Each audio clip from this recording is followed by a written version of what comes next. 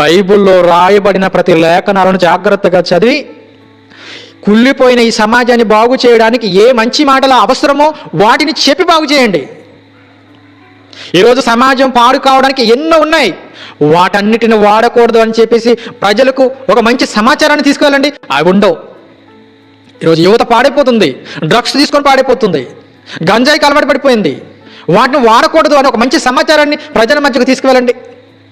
ప్రజల మధ్య ప్రేమలు లేక పగలు ద్వేషాలతో కక్షలతో రగిలిపోతూ ఒకరినొకడు క్రూరంగా చంపుకుంటున్నటువంటి కాలంలో ప్రేమతత్వాన్ని నింపడానికి బైబిల్ పట్టుకొని ప్రజల మధ్యకు వెళ్ళి చెప్పబోయే ఒక సేవకుడిగా విశ్వాసం బలహీనపరచడం కాదు, వివాదాలు రేపడం కాదు, సత్యాన్ని అడ్డగించడం కాదు, ఇలాంటివి ఎన్నో సమస్యలు ఉన్నాయి.